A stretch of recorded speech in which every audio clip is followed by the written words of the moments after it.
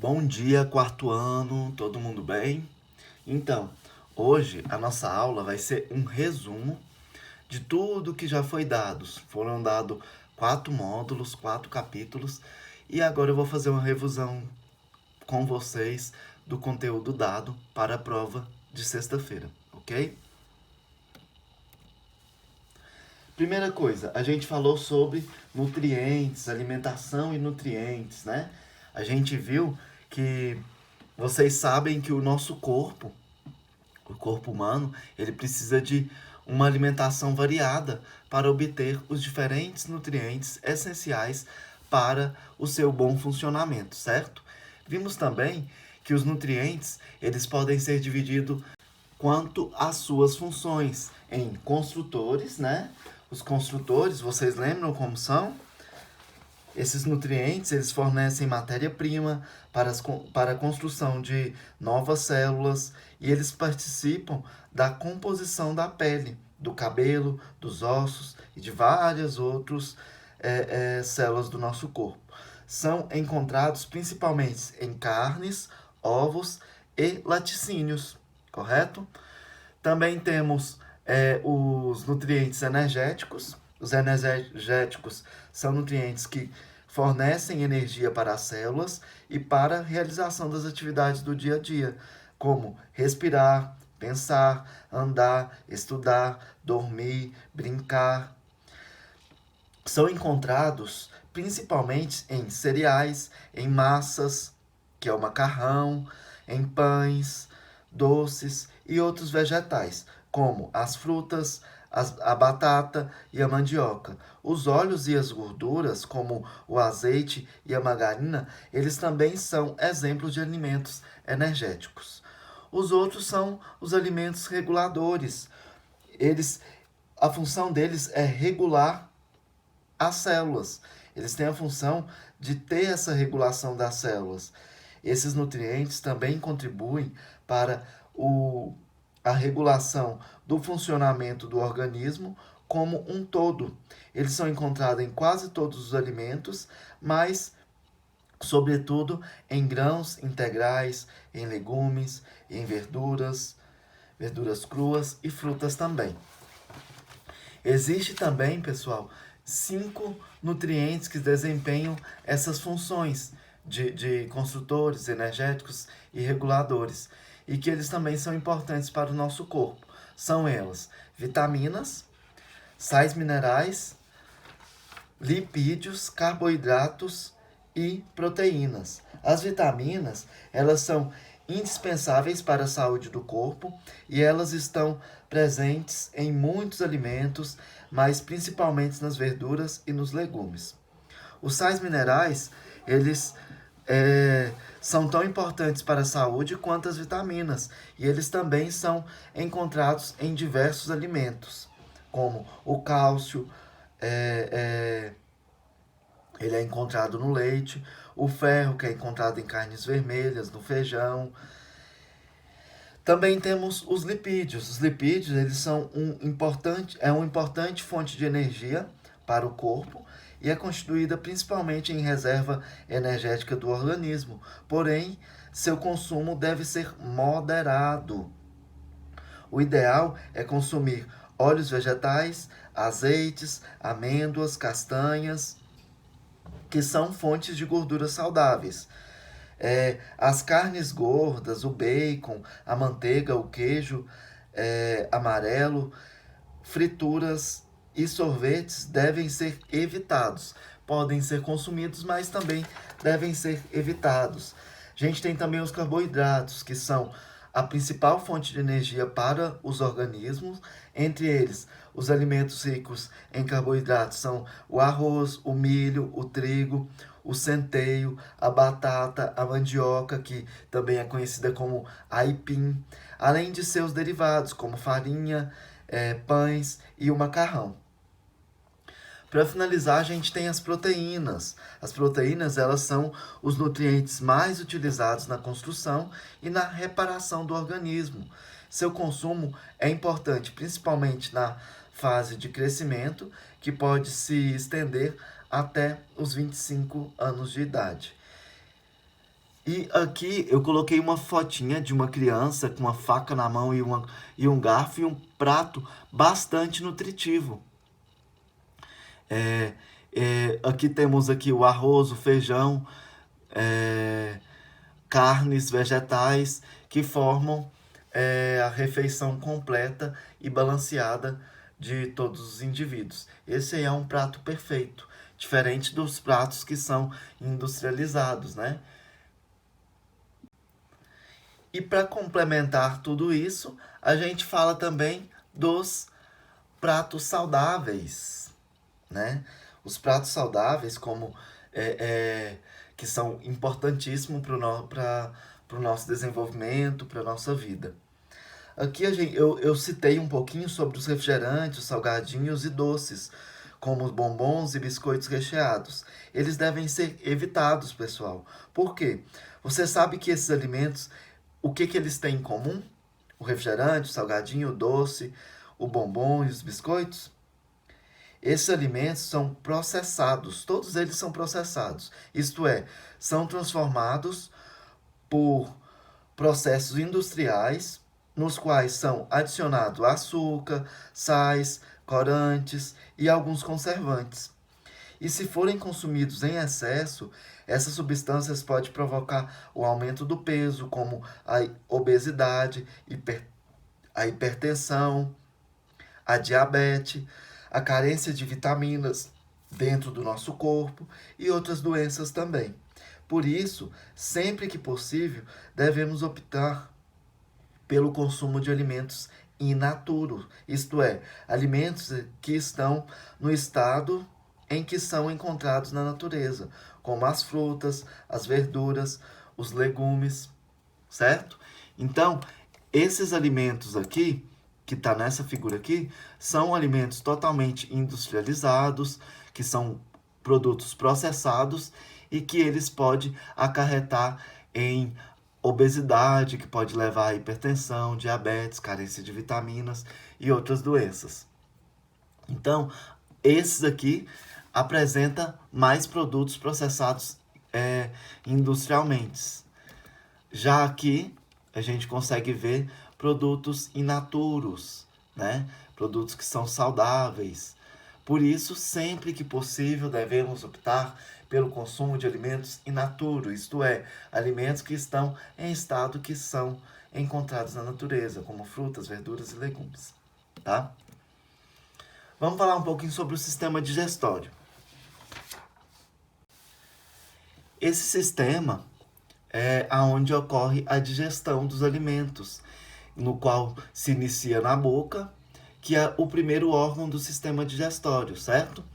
Com o auxílio da língua e da saliva, os dentes eles trituram o alimento e essa etapa é chamada de mastigação. É essencial para fragmentar os alimentos em pedaços menores e é chamado de digestão mecânica. Então, a boca, a língua, os dentes que trituram os alimentos é chamado de toda essa etapa é chamada de mastigação e que faz parte da digestão mecânica do nosso corpo, facilitando as próximas etapas desse processo, que é a digestão. Na boca, além de ser triturado pelos dentes, o alimento ele é misturado à saliva, né? Que contém uma substância que ajuda a digerir os carboidratos.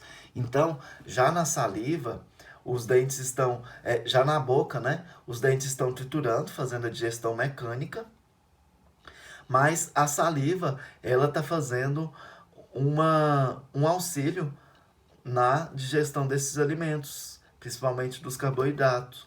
Essa substância, bem como outras que vão sendo adicionadas durante a digestão, fazem parte da chamada digestão química. Então a gente tem a digestão mecânica, que é feita pela boca, pela língua e pelos dentes, e temos a digestão química, que é feita pela saliva, por algumas substâncias dentro do estômago, isto é, do processo de liberação dos nutrientes presentes dos alimentos. Faz parte desse processo. Então a gente tem a digestão mecânica e a digestão química.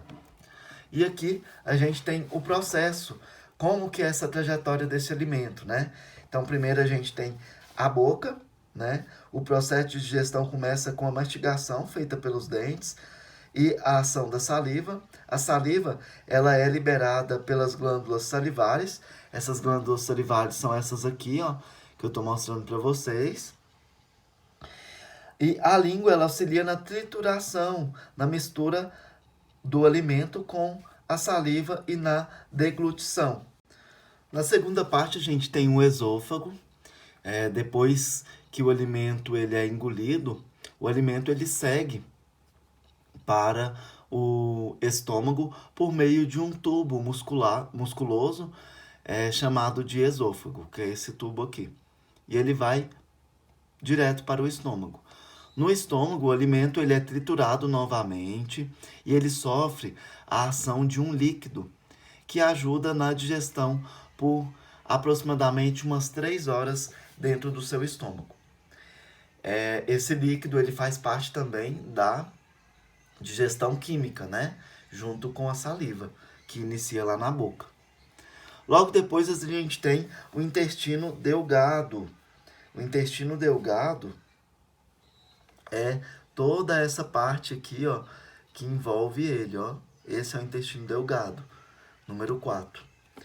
Do esôfago, ou do estômago, o alimento ele segue para o intestino delgado.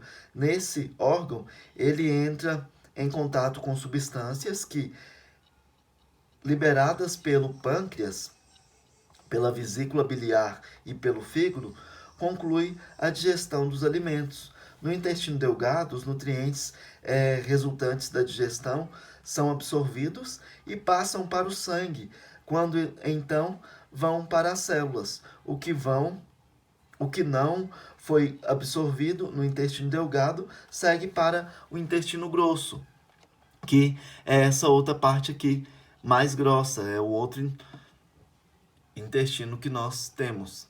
Então a gente tem 2 intestinos. O delgado, que é esse mais fininho, várias tripinhas, e aqui o intestino grosso, que ele é maior. E no intestino grosso acontece a absorção de água e sais minerais. Lá é onde acontece essa absorção. E nesse órgão também existem muitas bactérias que ajudam na digestão. Tudo que não foi absorvido segue até o final do intestino grosso e depois vai para o reto, que é essa parte menor aqui, ó. Depois do intestino grosso vai para o reto e é eliminado pelo ânus, na forma de fezes. Então aqui é uma representação esquemática do sistema digestório humano. E é importante eu falar também que no esôfago aqui, ó, nesse tubo aqui, ele faz um movimento peristáltico que empurra o alimento para que chegue até o estômago, ok? Esse movimento peristáltico é um movimento que é um movimento muscular que ele auxilia na movimentação desse alimento até o estômago. Vamos falar um pouquinho sobre a saúde do sistema digestório, né? É importante a gente ter esse cuidado com o nosso sistema digestório. O sistema digestório, ele tem de estar funcionando em perfeitas condições para que o corpo receba os nutrientes dos alimentos e elimine do organismo o que não é bom para ele, né? Então, é preciso de cuidados necessários para manter a saúde do sistema digestório.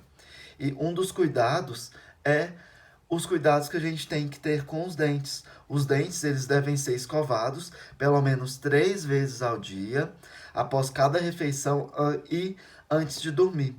Além da escovação, é importante usar o fio dental para remover os restos de alimentos do espaço entre os dentes. E é importante também consultar os dentistas com frequência. Não sei se vocês lembram, mas a gente teve uma aula com o doutor Iago e ele explicou direitinho como deve ser feita essa escovação, como deve ser feito a limpeza com o fio dental e o quão é importante fazer essa limpeza no qual auxilia o nosso sistema digestório, né? Aqui a gente tem duas figuras, um menino que está usando o fio dental, né? Se você ainda não consegue passar o fio dental sozinho, a gente tem que pedir ajuda para um adulto. Mas como a gente já teve a aula de como fazer essa limpeza com o fio dental, né? Então vocês já estão craques e estão ensinando até seus pais como fazerem isso. E aqui ao lado, a escovação e como ela deve ser feita e ela tem que ter feito um hábito diário para essa escovação. E a gente tem que manter atenção perante a isso. E agora a gente vai falar sobre a movimentação da nossa respiração. Quão é importante a respiração, né? Não sei se vocês lembram, eu levei uma garrafa no qual eu fiz um sistema respiratório artificial e a gente viu mais ou menos como ocorre essa respiração. Então, o movimento da respiração, como que é feito? Você já observou que enquanto respira, o seu peito e a sua barriga, ele parece mudar de tamanho? Por que será que isso acontece, né, gente?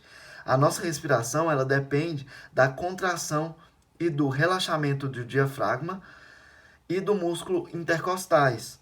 O diafragma é o músculo que separa o tórax, ele fica mais ou menos nessa posição aqui. Ele separa o tórax do abdômen e os intercostais são os músculos presos entre as costelas, né? Aqui a gente tem a costela e tem alguns músculos presos entre eles. E esses músculos juntos, eles são capazes de alterar o tamanho da caixa torácica, fazendo com que o ar entre e saia dos pulmões. Vamos entender melhor esse processo, né? Aqui a gente tem a figura A e a figura B. Aqui o diafragma e os músculos intercostais, eles se contraem. Então aqui, quando o ar entra, os músculos do diafragma e o intercostais, eles vão se contrair. As costelas, elas vão se elevar, fazendo com que a caixa torácica aumenta de tamanho. Então ela vai aumentar o tamanho, vai entrar o ar, né? Por isso que ela aumenta de tamanho. E os pulmões vão se encher de ar. Já nessa outra figura, o que acontece? O diafragma e os músculos intercostais, eles vão relaxar. Então, eles não vão contrair mais, né? Não vão ficar contraídos, eles vão relaxar. As costelas, elas se abaixam, fazendo com que a caixa torácica diminua de tamanho e os pulmões se esvaziam. Então, aí a gente consegue verificar como é feito esse processo, né? E como é importante a gente respirar, beleza? Então é isso aí, muito obrigado. Qualquer dúvida vocês podem me chamar. Estudem para o PH, para a prova do PH que vai ser na sexta-feira. Podem estudar somente por esse conteúdo que eu passei para vocês, que vocês vão arrasar na nota, vão arrasar na prova, beleza? Até mais, muito obrigado e bom estudo.